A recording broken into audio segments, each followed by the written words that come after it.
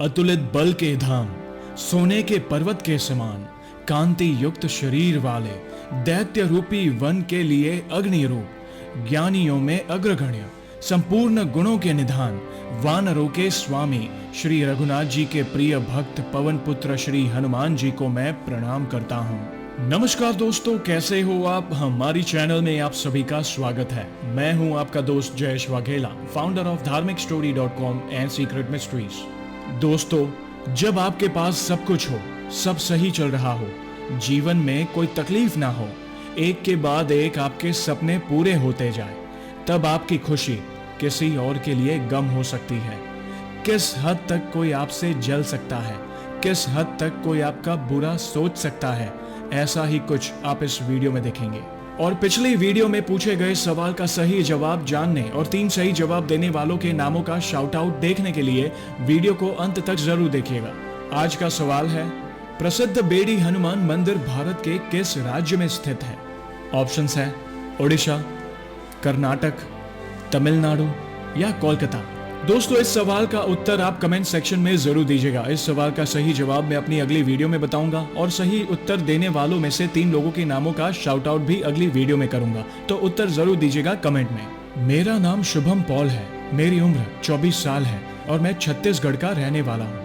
सबसे पहले जयेश भाई, मैं आपको बहुत बहुत धन्यवाद करना चाहता हूँ जो आप हनुमान जी के भक्तों के साथ हुए चमत्कारों को हम सभी तक अपने चैनल के माध्यम से पहुँचाते हैं। मैंने आपका चैनल 2019 में देखना शुरू किया था। मैंने आपकी हर वीडियो देखी। आपकी वीडियोस देखकर ही मेरा श्री हनुमान जी के प्रति विश्वास बढ़ने लगा। मुझे भी लगा कि मैं भी अपना अनुभव आपके चैनल के माध्यम से बजरंगबली के भक्तों तक पहुंचाऊं। बात तब की है जब मैं 8वीं में था। मेरे पापा ने मेरा बोर्डिंग स्कूल में एडमिशन कराया था। वहाँ 4 साल अच्छे से बीते।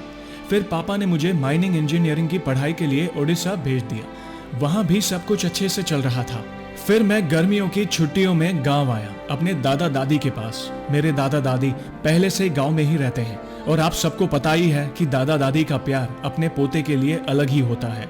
हम सब बहुत खुश थे, लेकिन कहते हैं ना, कई बार लोगों को आपकी खुशियां बर्दाश्त नहीं होती। ऐसा ही बिल्कुल मेरे साथ भी हुआ। गाँव में काला जादू बहुत होता था, उसी का शिकार मैं भी हो गया था। बात हरियाली अमावस्या की है।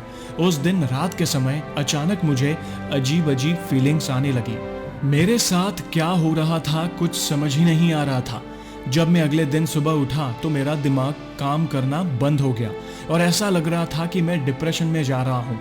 लोगों को देख के गुस्सा आता था। ये बात मैंने अपनी दादी को बताई तो दादी ने वो बात दादाजी को बताई। फिर मेरे दादाजी मुझे एक जानकार इंसान के पास ले गए।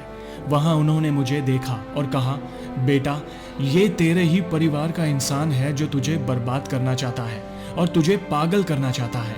तब मैंने उनसे कहा कि बाबा जी, मैंने तो किसी का कुछ नहीं बिगाड़ा, तो वो मेरे साथ ऐसा क्यों कर रहे हैं?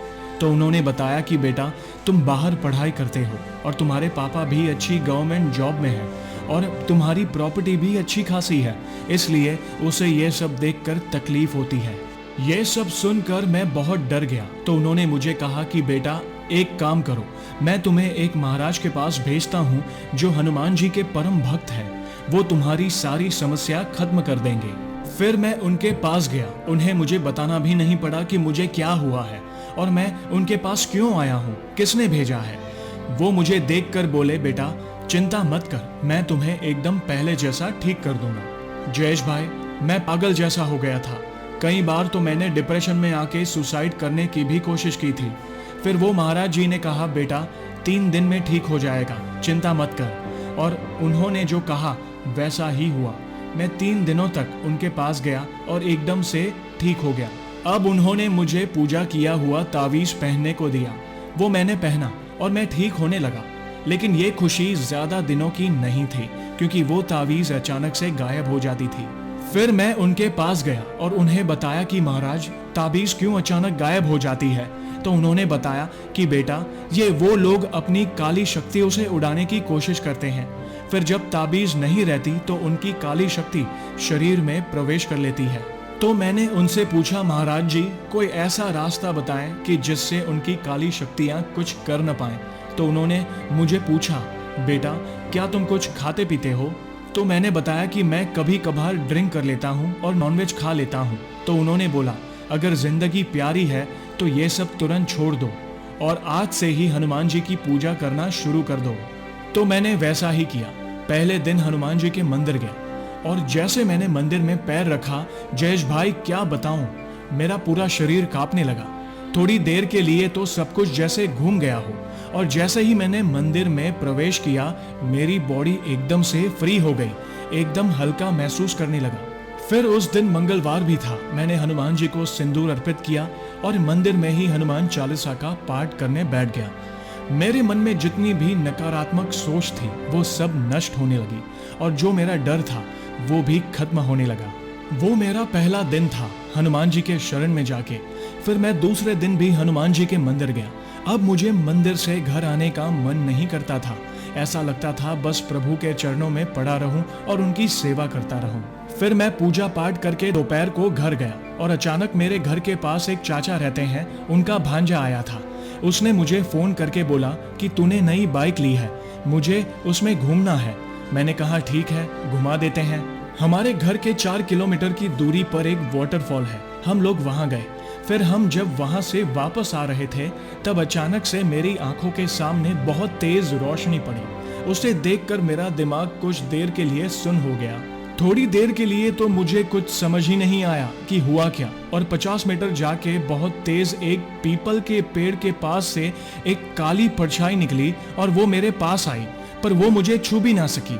मुझे ऐसा लग रहा था कि मेरे पास रक्षा कवच है जो ये परछाई कुछ नहीं कर पा रही थी।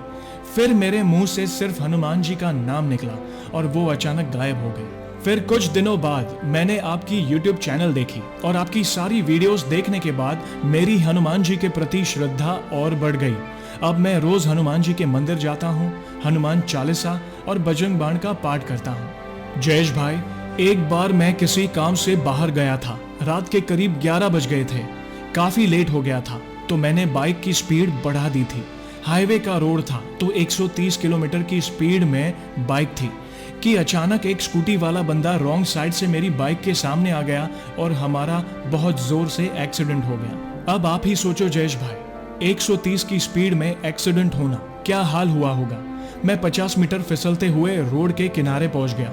मैंने हेलमेट और सेफ्टी जैकेट पहना था तो मुझे चोट नहीं लगी, पर वो हाईवे था और आप लोगों को तो पता ही होगा कि हाईवे रोड कभी खाली नहीं रहता। जयेश भाई, 5 मिनट के लिए तो रोड एकदम से थम गया और फिर मैं उस स्कूटी वाले बंदे को उठाने गया। मेरी बाइक उसकी स्कूटी में दबी थी और वो बंदा स्कूटी के नीचे था।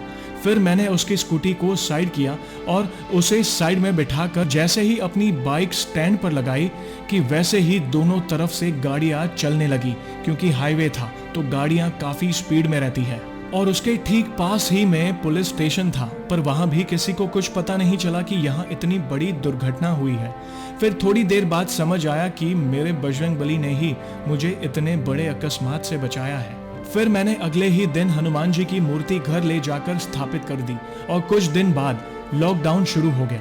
फिर मैं हर रोज पूरी श्रद्धा के साथ घर पर ही पूजा करता। आज उस बात को 1 साल से ज्यादा हो गया है। हनुमान जी मेरी हर इच्छा पूरी करते हैं और कभी कोई तकलीफ नहीं आने देते। मैं बहुत खुश हूँ और बजरंगबली की कृपा से एक दिन बड़ा राइडर बनूंगा। बस आखिर में यही कहूंगा, हनुमान चालीसा का पाठ जरूर करें। साथ ही अगर ज्यादा कष्ट हो तो बजरंग बाण का पाठ करें। हनुमान जी के 12 नामों का जाप भी करें, आपके सारे कष्ट दूर हो जाएंगे। हनुमान जी पर अटूट विश्वास रखें, उनकी निस्वार्थ भक्ति करें। देखना आप में सकारात्मक ऊर्जा आ जाएगी। तो दोस्तों, देखा आपने, जब भी कभी नकारात्मक ऊर्जा ने किसी का बुरा चाहा तो सिर्फ और सिर्फ ईश्वरीय शक्ति ही उसे उस नकारात्मक ऊर्जा से बचा पाई है। और अगर बात करें हमारे हनुमान जी की, तो वे अपने भक्तों को ऐसा रक्षा कवच दे देते हैं कि दुनिया की कोई भी नकारात्मक ऊर्जा उसे छू भी नहीं सकती। तो ऐसे ही है हमारे बजरंगबली। और दोस्तों, अब हम जानेंगे हमारी पिछली वीडियो में पूछे गए सवाल का सही उत्तर। सवाल था, प्रसिद्ध पनकी हनुमान मंदिर कहाँ स्थित है? ऑप्शंस थे नागपुर, दिल्ली, कानपुर या भोपाल। इस सवाल का सही उत्तर है कानपुर। इस सवाल का उत्तर तो अनेकों लोगों ने दिया। उनमें से 3 लोगों के नामों का मैं शाउट आउट करूंगा, जो कि है प्रत्युषी पणिग्रही, हिमांशु कुमावत और शुभांगी सिंह ठाकुर, आप सभी का बहुत बहुत धन्यवाद इस सवाल का उत्तर देने के लिए।